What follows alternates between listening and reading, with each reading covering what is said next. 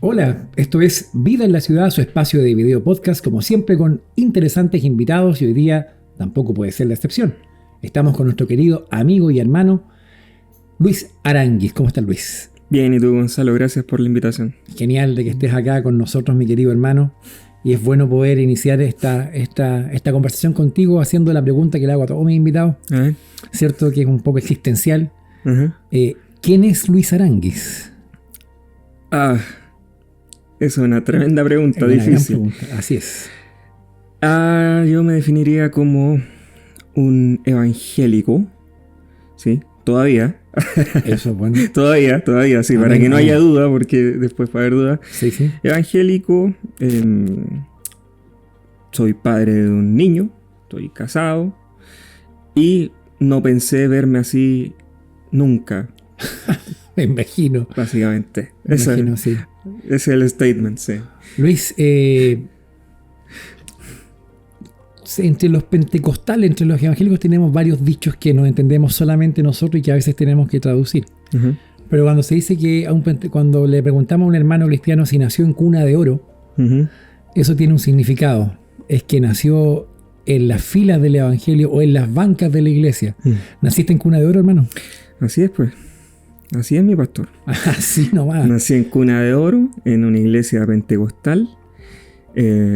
Toda mi infancia, juventud pasó en el mundo pentecostal, básicamente, en términos religiosos. Ya, perfecto. Sí. ¿En la IEP?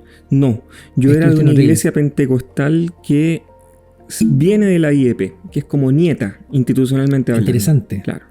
Sí. Y después, más o menos a los 15 años, llegamos a la IEP. Entonces, pero en el fondo, digamos, son iglesias pentecostales. Correcto. Que aunque hay diferencias menores en términos de liturgia y qué sé yo, correcto, la primera tocaba instrumentos y la IEP no toca instrumentos, pero correcto, son parecidas en casi todo. A los 15 años llegaste a la amada. Así es, a la verdadera, a la gloriosa.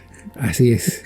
Oye, ¿y más hermanos? ¿Cuántos son en tu casa? Un hermano, ¿sí? Menor, 4 años de diferencia. Ya. Sí. Y de ahí pasaste, ¿cierto? Como joven, estudiaste, diste la prueba, entraste a la universidad. ¿Cómo fue ese paso de la iglesia? Porque la iglesia ocupa gran parte de la vida de un pentecostal. Sí. En cuanto a culto, a horarios. Sí. Y llegaste a la universidad. Sí. ¿Hubo un choque ahí? Yo creo que el choque venía desde antes. ¿Ya? ¿Qué pasó? Yo estudié en el Instituto Nacional. Entonces, ¿estudió ahí, hermano? Fui pingüino.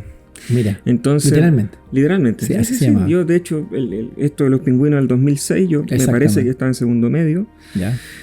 Y participé de las movilizaciones desde chico. Entonces iba a la iglesia. Ya. Y al mismo tiempo estaba en un colegio con una impronta laicista.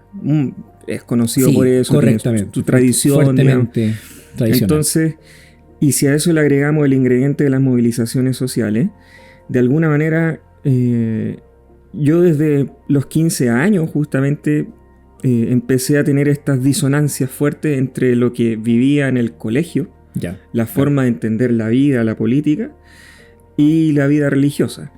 Claro. Ahora, por razones yo creo obvias, porque la iglesia cuando tú eres joven y adolescente más bien y estás muy compenetrado, de alguna manera evita que uno se desbande, ¿no? Correcto. Entonces, esa tensión, en esa tensión usualmente la iglesia iba a tener la preeminencia, pero existía de todas maneras. Okay. Entonces,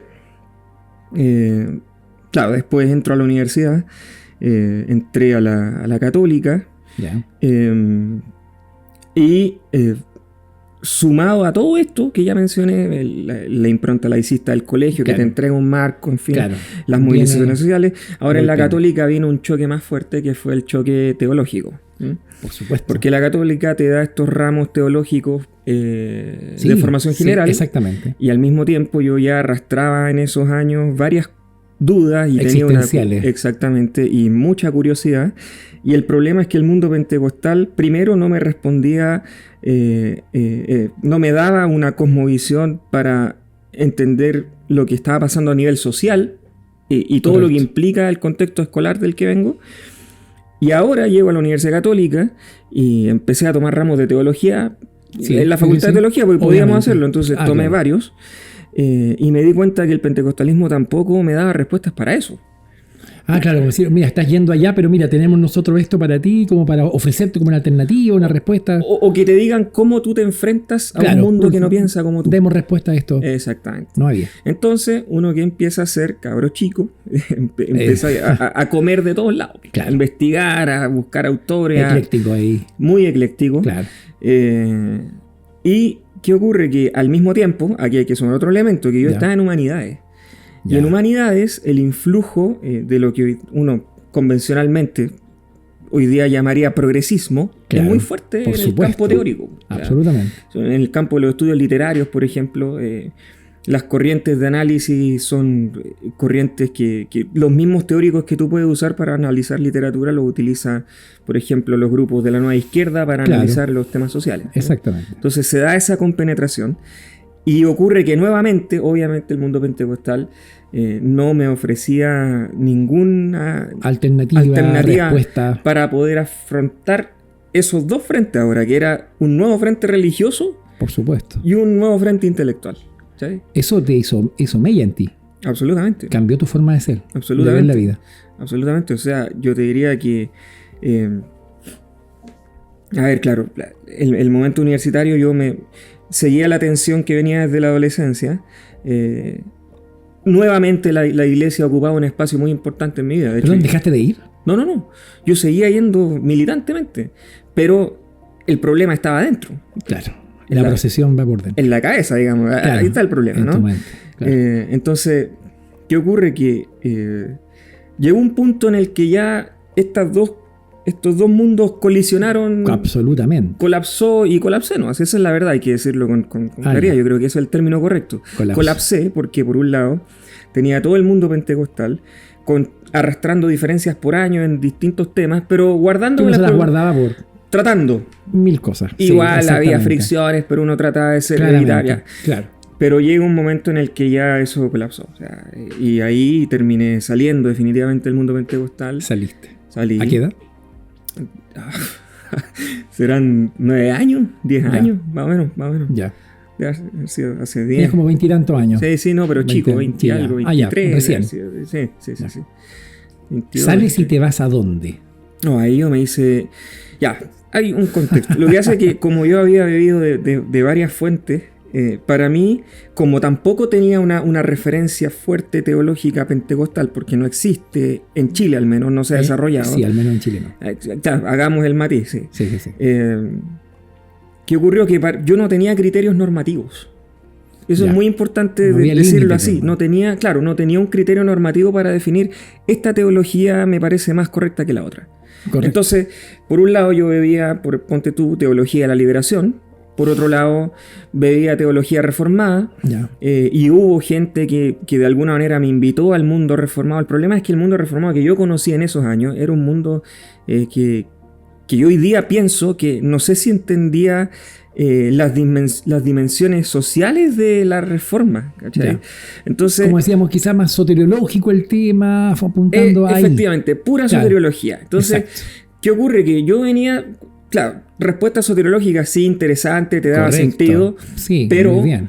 Pero resulta que yo ya venía desde el colegio con todo este influjo de las manifestaciones, un imaginario social muy fuerte. Fuertísimo. Muy fuerte. Sí. Y esa teología no me hacía sentido. Entonces, al final, ¿qué prevaleció? Prevaleció una teología que le dio sentido a toda esa trayectoria acumulada de, ¿cómo decirlo?, de una noción de cambio social. Correcto. Porque es eso y nada más. Nada. No es nada más que eso. Si estamos hablando, es todo un periodo formativo en el cual uno todavía no define. Con está formando. Claro. Es formativo, sí. Entonces, si tú acumulas todo lo que yo venía viviendo y después a eso le añadías el elemento teológico, era evidente que iba a ganar la teología que le diera sustento a todo lo que yo ya venía experimentando. ¿Sí? Y tu salto fue, entonces, fue paulatino. Un día dijiste, no voy más. Sí.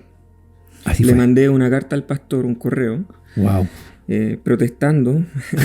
Esta cosa que con un amigo que hemos comentado, le hemos puesto el síndrome de Martín Lutero, ¿no? Que es muy típico en los pentecostales, que descubriste que está todo mal, digamos, y después sales con esta impronta reformista. Entonces yo padecí el síndrome de Martín Lutero. Entonces, y pegué mis 95 tesis simbólicas mandándole un correo al pastor diciéndole, mire, estos son mis puntos y me voy. Listo. Y te fuiste. Claro. ¿Y qué fue lo que tenía la iglesia luterana? Dos cosas. Primero, esa impronta te fuiste derecho para allá. Sí, derecho. No, a la evangélica luterana. A la evangélica luterana de Chile. Sí. ¿Y cuál? Un cambio súper potente. Muy potente. ¿Pero qué es lo que me dio ahí? Bueno, primero la impronta de que es una iglesia que viene de la Reforma. O sea, un poco, es muy discutible si... O sea, pero un poco. Yo no sé si alguien de fuera de la iglesia, alguien que no tenga una base cristiana, entenderá la diferencia que hay, pero dentro del mundo cristiano es muy diferente. No, yo estoy contando con que claro, la van a entender. Sí, son cristianos, sí, por supuesto. Claro. Sí, es muy diferente. Es muy distinto, bueno, muy distinto. Entonces, claro, ¿qué es lo que yo veía ahí? Que el luteranismo era una tradición protestante con fuerte. Mucha historia. Claro, y bueno, más allá de que hoy día sea discutible todo eso, que es muy discutible si acaso los luteranos actuales son herederos o no, y en fin, todas esas discusiones. No, podemos hacerlas. A mí lo que me interesaba es que existía esa impronta de una tradición fuerte, ¿no? Y que tenía una línea de pensamiento más o menos definida. Te daba cierta seguridad. Te daba cierta seguridad, sí. Ya. Y que al menos la comunidad a la que yo me fui es una comunidad donde era muy fuerte. El talante de respaldar las movilizaciones sociales era tremendamente fuerte. Y el influjo de teologías que uno podría denominar progresistas por supuesto. Era parte integral de esa comunidad. Entonces, fue como, en ese momento, fue la respuesta que... Esto andaba buscando yo. Era esto. Claro, en ese momento de la vida, digamos. Era como por fin. ¿Sí? Oye, pero ¿y cómo fue tu llegada ahí? ¿Te sentiste cómodo de inmediato? Porque desde la liturgia hasta la forma de pensar es tremendamente distinto. Tú dices que hubo cosas que te fueron llevando, pero ya uno llega a una liturgia luterana que es distinta, que se hace lo que se llama la cena, es casi todos los domingos, ¿cierto? Hay un calendario litúrgico. No era así en la iglesia pentecostal, que era bastante más libre, entre comillas, ¿cierto? Sí. ¿Fue un choque eso para ti? No. ¿Te gustó? No fue un choque y de hecho me pareció que era agradable. A mí me gustaba la liturgia. De hecho, o sea, la idea, más allá de las diferencias que uno tenga con las instituciones, pero la idea de la cena... Sí, ahí como central. Claro, a mí eso me gusta. O sea, creo que está bien, digamos. Sí. Pero en todo caso, incluso si eso hubiera sido un problema, habría sido un problema secundario. Porque lo primario era que yo encontré ahí un soporte existencial, digamos, que le daba sentido a todo este camino. En ese contexto yo te conozco por redes sociales hace como 10 años atrás. Cuando yo era... Sí. Es fuerte ese cambio. Descríbelo, ya, dilo. Sí, este cabrón escribe muy bien, pero es progresiva yo y nos conocimos. Y rematado de progreso. En esos sitios, me acuerdo ahí por Facebook, Camino de Oz y otras cosas, más que uno participaba en ese tiempo, con afán en mi lado de convertir a todos y dar cierta cátedra pentecostal y reformada al mismo tiempo, muy extraño, y te encuentro ahí, y después te pierdo de vista. Y nos reencontramos en el 2017 en una conferencia en Santiago en la iglesia Cristo Rey, ¿cierto? En Las Condes, a la que tuve el privilegio de compartir un testimonio ahí que está ahí por redes sociales, ¿cierto? Y ahí nos encontramos y como que nos unimos, nos pusimos a conversar de la nada y ahí surgió una amistad que perdura hasta hoy. Pero por lo que me dices, ahí estabas en una crisis nuevamente. Sí, yo ahí estaba en la crisis. Es que todo ese año fue un año muy lleno de todo esto. Estaba en una crisis intelectual, religiosa. ¿Por qué? Porque pasó el tiempo y yo empecé a darme cuenta de las falencias de fondo que tenía la teología, las teologías del arco progresista, ¿eh? Y lo digo así abiertamente. Sí, no, correcto. ¿Y por qué? Porque en ese tiempo, estando en esos medios, yo me nutrí de todas las lecturas de las que se nutre alguien, digamos, que está interesado en esas cosas. Claramente. Al mismo tiempo, como ya venías de la universidad familiarizado con corrientes contemporáneas de pensamiento de izquierda, eso yo se buscaba ahí una cierta hacer congeniar, digamos, este mundo. Sí, una similitud. Claro, ¿y por qué? Porque al final las teologías progresistas tienen un fin político. Que lo confiesen o no es otra cosa. Pero claro, por supuesto. yo estuve unos años ahí, entonces uno ya sabe que hay una intencionalidad política siempre. Por supuesto. Un relato que hay ahí que quiere imponerse. ¿cierto? Independiente de si lo confiesen o no, hay matiz, no importa. Entonces, ¿qué ocurrió? Que empecé a darme cuenta que en el mundo pentecostal yo estaba echando algo de menos acá, que era el mundo pentecostal, y que era el tema de la espiritualidad. Entonces... ahí está un elemento que hizo como... Claro. Entonces, eso me empezó a hacer problema. No fue, ojo, quiero decir esto muy claramente, no fue lo conservador del mundo pentecostal. Porque yo hoy día todavía pienso y sigo manteniendo, a pesar de que yo mismo cambié en este punto, sigo manteniendo que el mundo pentecostal, yo ni siquiera lo llamaría conservador todavía. Porque es un conservadurismo que no es, ¿cómo decirlo?, consciente. Claro. Es una cosa muy... es como porque sí, porque debe ser. Exactamente. Claro. Es muy no, ni siquiera espontáneo el término, pero no es un conservadurismo razonado. Es más reaccionario también incluso. Es más reaccionario incluso. Sí. Entonces yo diría que es más un fundamentalismo que un conservadurismo. Es muy probable. Esa diferencia es muy importante. Sí. Es muy importante para mí. Entonces, dice que fue la espiritualidad. La espiritualidad. No la visión de mundo. Porque me di cuenta que la visión de mundo del pentecostalismo es una visión de mundo muy limitada. Ya. Y que por eso, en parte, el pentecostalismo no tiene la capacidad de ofrecerle a la sociedad un marco al cual la sociedad pueda decir, sí, me gusta esto. Entonces, ¿qué es lo que tienes? Tienes que el pentecostalismo, efectivamente, y esto es innegable, o sea, mi familia viene de aquí, claro, incide radicalmente en la vida de las clases populares. Correcto.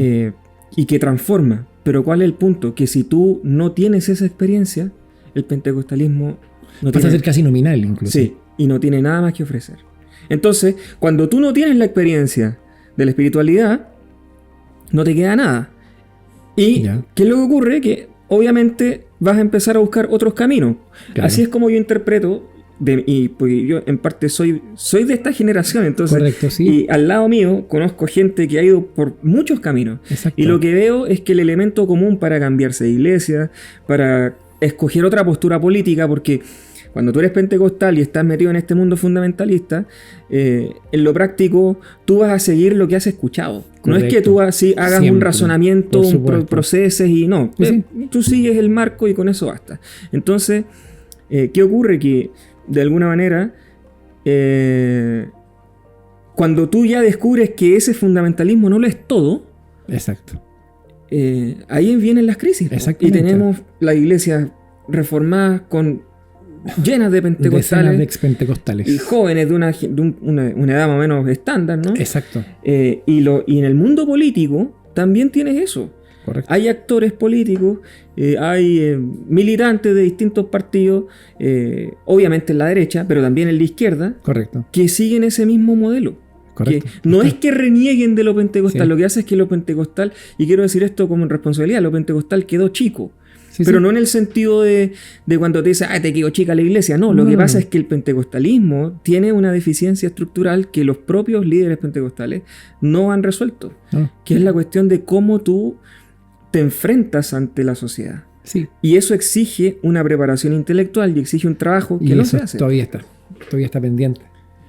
¿Deseas capacitarte para servir al Señor en tu iglesia local? ¿No has podido hacerlo por tiempo o por dinero?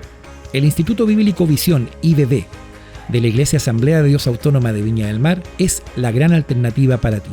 Clases online durante los días sábados por la mañana. Si no puedes acceder a las clases, hay una plataforma donde quedan todas las clases grabadas en un programa de 3 años, 5 semestres, donde vas a aprender teología sistemática, hermenéutica, homilética, historia de la iglesia y griego bíblico. Contamos con profesores capacitados que pueden hacer de tu experiencia en el Instituto Bíblico una gran instancia de preparación para servir al Señor. Contáctanos al correo contacto@institutobiblicovision.cl. Te esperamos. Pero eso es. Perdón, justo me pillaste ahí con la boca un poco seca. Tienes esa crisis, te provoca, y es la espiritualidad la que te lleva a salir. ¿Y cómo viene ese cambio en tu mentalidad política? Porque el Luis de ahora, 2023, padre de familia, casado, amigo, hoy, es muy distinto al Luis del 2017 y quiere decir al Luis del 2013. Entonces, el cambio es muy radical, Luis. Es muy potente. Yo, como decimos los que somos de la línea de los luterianos, no de la luterana, de los que seguimos al Luther, yo no lo entiendo. No entiendo este cambio. Explícame un poco. Ya, mira, ¿qué ocurre? Que en todo ese periodo, bueno, yo te hablé de crisis existencial, crisis religiosa. Tú dijiste existencial. Yo diría que es religiosa igual. Sí. Está todo mezclado, sí. Yo considero que esa etapa de mi vida fue una etapa muy nihilista. Muy nihilista. Y creo que de alguna manera las posturas a las que yo adhería eran posturas que me permitían congeniar ese nihilismo. Estaban de acuerdo, estaban claro. Es que está junto. Y hay gente que claro, está ahí. Entonces, a ver, crisis de fe. Nihilismo.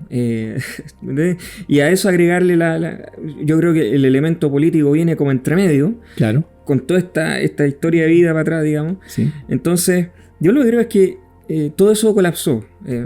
Y colapsó básicamente porque empecé a reconocer el problema, que yo tenía un problema espiritual. Claro. No moral, ojo con esto, porque los evangélicos tendemos a moralizarlo todo. Absolutamente. Y cuando tú hablas del plano moral, para mí el plano moral es un plano que existe, que es importante. Es real. Pero Sí. que es un plano que tú no puedes, en el caso del cristianismo, es un plano que tú no puedes desentender de la espiritualidad. No. Y lo que me di cuenta es que el pentecostalismo, con todos sus defectos, con las mañas, todo lo que ya sabemos y hemos criticado por años, digamos, Sí. aún así, entre todo eso, yo encontré que era un diamante en bruto. Era una espiritualidad viva. Esa cuestión de la espiritualidad viva. Correcto. Que ¿Qué término ese? hay algo vivo ahí que Sí. no es.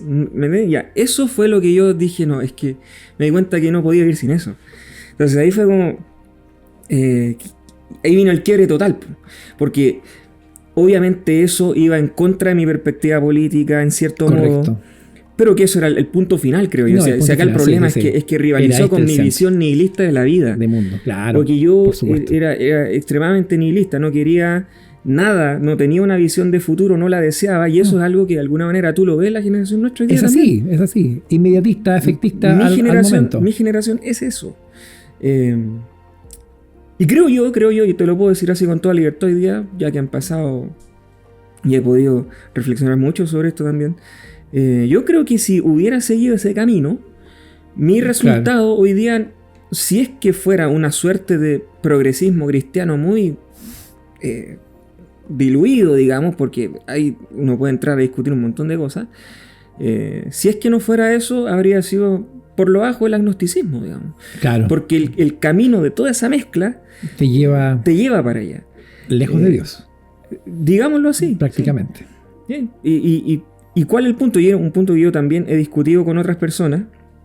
A propósito de este cambio, uno también paga costos personales, perdiendo amigos y de todo. Absolutamente. Soy consciente de eso. Porque hay gente que vive lo político igual que una religión. O sea, si tú cambiaste, no es que tú te hayas cambiado de postura, es que tú cambiaste de religión. De izquierda a derecha, en este caso. Todo es religión en el fondo. Ahí, absolutamente. Hay una pulsión religiosa, diría yo, muy fuerte ahí. Y bueno, ¿qué pasa? Que descubro esto de la espiritualidad, y encontré, bueno, para variar el problema, que los pentecostales no tenían un desarrollo, digamos, no sé si teológico doctrinal incluso, respecto a eso. Que lo hemos conversado muchas veces. Muchas veces, no existía. ¿Y qué ocurrió? Que años atrás, cuando yo estaba en la católica, entre los muchos ramos que tomé ramos que tenían entre medio a los padres de la iglesia y todas esas discusiones antiguas. Y eso resucitó. Como que me volvió de repente. Y es que aquí está la clave. A ver, busquemos qué decían los cristianos antiguos sobre esto. Y ahí entra la espiritualidad antigua cristiana de ahí no ha salido. Sí, está genial. Es decir, explorándola. Sí. Llevo años explorándola y eso fue lo que de alguna manera me hizo salir de todo esto. Si te digo pensamiento pentecostal, ¿qué te viene a la mente y qué es lo que es? Tú estás pensando en el sitio. Sí, no, en lo que es el ministerio prácticamente, porque es una instancia que yo ha sido fantástica. Ya, pero es que esa cosa, no lo digo peyorativamente. No, entiendo. Eso fue una idea que surgió cuando con varios amigos pentecostales. Claro. Estaba esta curiosidad de explorar el campo pentecostal hacia afuera de Chile. Yo en ese tiempo, quiero dejar esto súper claro, que yo en ese tiempo no era pentecostal. Claro, estaba afuera. Yo estaba colaborando como editor, Ya.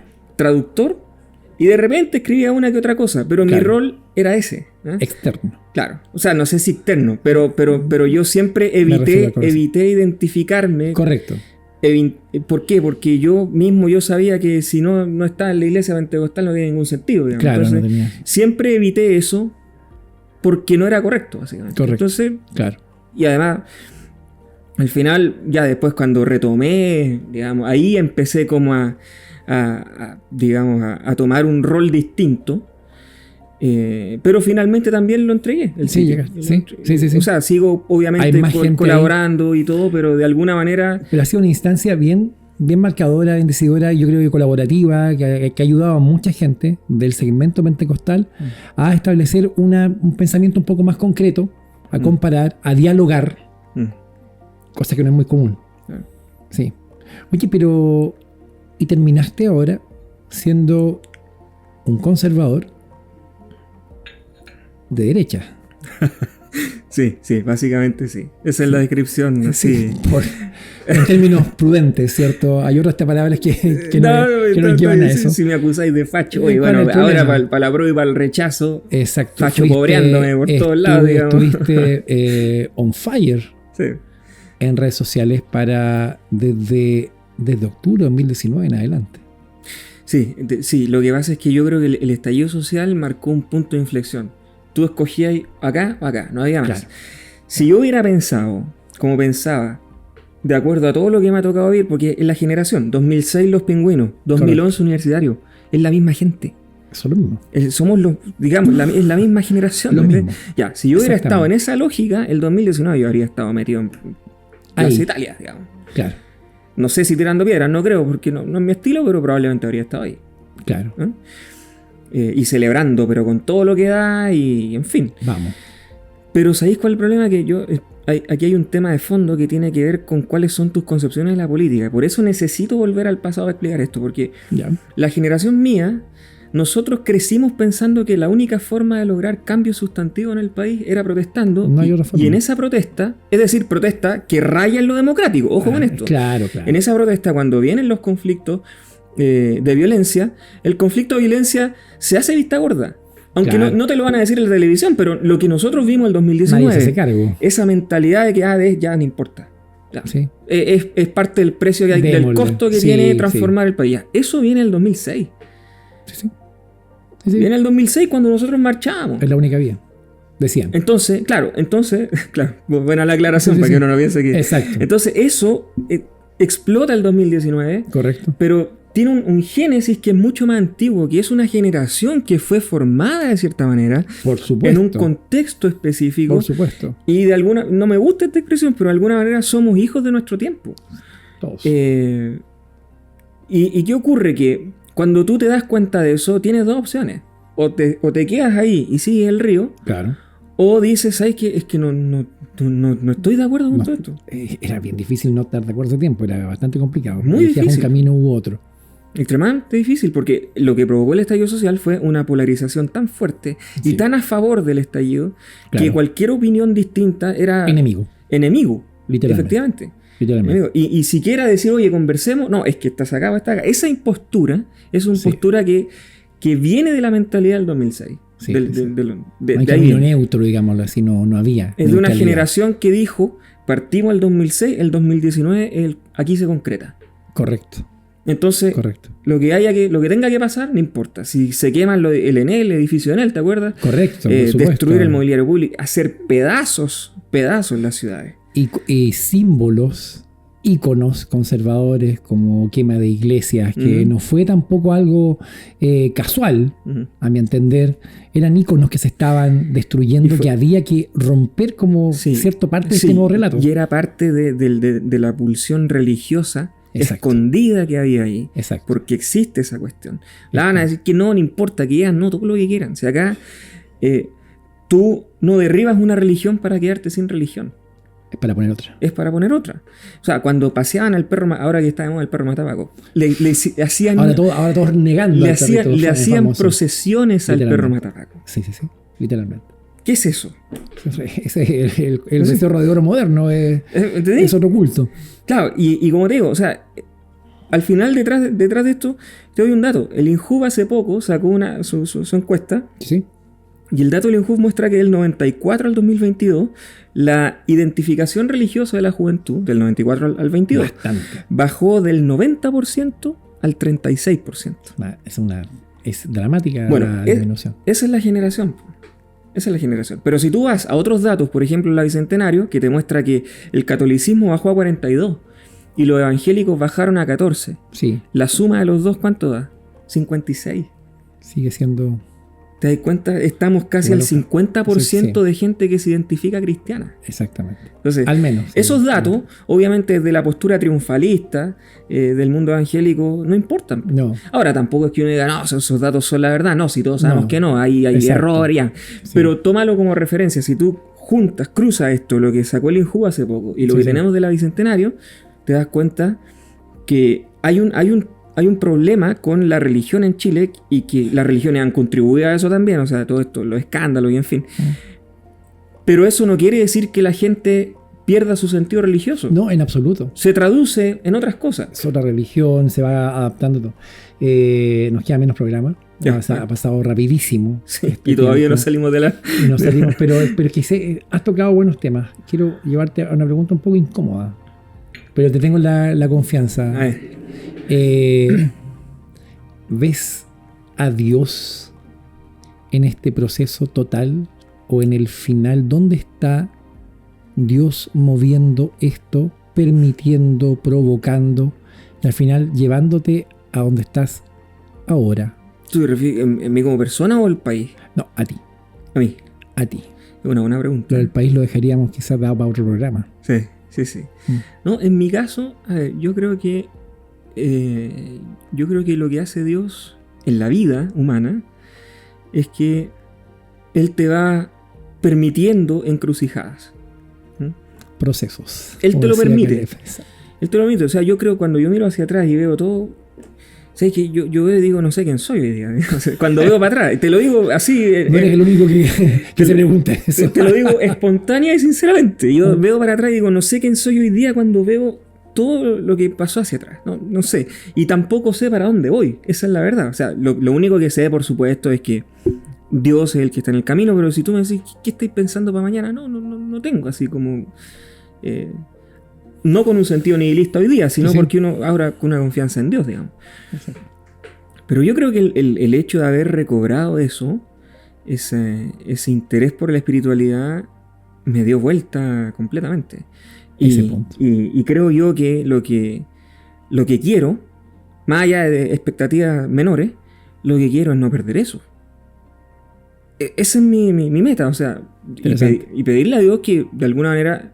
en lo que me reste de vida yo pueda cultivar eso, porque creo que perdí mucho tiempo y cometí muchos errores. Interesante. Cuando menosprecié eso, o no lo menosprecié, sino que simplemente lo dejé de lado y lo olvidé. Yo creo que el ser humano es un ser espiritual. Absolutamente. Y vamos a buscar, y esto por supuesto está teorizado y todo lo que quiera, yo aquí no quiero citar a nadie, o sea, acá el asunto es, yo creo que los seres humanos somos seres espirituales. La antropología cristiana nos enseña eso también. Correcto. Y creo que omitir esa dimensión o dejarla de lado o minusvalorarla le hace daño a la gente, pero también le hace daño a las propias iglesias. Correcto. Porque tenemos iglesias donde la espiritualidad no es bien mirada. Sí. Y te voy a poner un punto de coincidencia que te lo voy a poner aquí en esta mesa, que es el siguiente. El menosprecio por la dimensión espiritual que hay en sectores del mundo reformado, para mí no es distinto al menosprecio que hay de la espiritualidad en el mundo cristiano progresista que centra todo en la política. Para mí son dos expresiones enteramente distintas. Correcto, pero son dos expresiones que enraizan en el mismo problema. Similares. Sí, enraizan en el problema de que a la dimensión espiritual no se la quiere tomar en cuenta como lo que es. Y eso es algo que a mí me parece que es propiamente occidental. Es parte del desarrollo del cristianismo occidental nos lleva a eso. Piensa tú, el pentecostalismo, cuando tú lo miras en perspectiva, voy a hablar en términos extremadamente generales, me van a perdonar acá, no importa. Tú tenés, grosso modo, dos grandes corrientes. La ortodoxia, digamos. Correcto. Sí, teología correcto. así, ortodoxa, digamos. Y por otro lado tú tienes la teología liberal, la expresión liberal. ¿Dónde cabe la espiritualidad en esas dos? Porque el ortodoxo te va a defender el dogma. ¿Ya? Por supuesto. Con Berkhoff en la mano, para ponerlo así, en esa imagen. Por ejemplo. El liberal, por otro lado, te va a defender su postura. Claro. Pero ¿qué es lo que tienen ambas en común? Lo que tienen ambas en común... Debería estar la espiritualidad. Debería estar ahí. Claro, pero y lo que tienen ambas en común es que... ¿Dónde está? Sí, exacto. Entonces, si uno se pregunta, bueno, ¿dónde están las crisis de la sociedad? Claro, empezamos a pontificar sobre que la sociedad se ha apartado de Dios. Yo te di esas cifras y para un evangélico, qué increíble esta cifra. Bueno, pero es que... ¿y nosotros? Sí. Claro, si uno puede pontificar respecto a los defectos del mundo pentecostal, ¿qué exacerba eso? Bueno, preguntémonos por qué surgió el pentecostalismo en primer lugar. También da para un programa nuevo. Chito, se nos ha pasado la hora volando prácticamente. Quiero agradecerte que estés acá con nosotros. Quiero obsequiarte algo que nos traen nuestros amigos de CLC, este hermoso libro de James MacDonald, 5 promesas de Dios para tiempos difíciles. Gracias por los amigos de CLC por este obsequio. Es para ti, mi estimado. Muchas gracias. Acá está. Que el Señor te bendiga. Gracias por abrirnos el corazón, porque eso fue lo que hicimos ahora. Sí. Gracias por estar con nosotros y que el Señor te bendiga mucho junto a tu familia. Gracias, hermano. Gracias, Gonzalo. Queridos hermanos y amigos, esto ha sido Vida en la Ciudad, su espacio de video podcast. Nos estamos viendo en una siguiente oportunidad. Que esté muy bien. Chao, chao.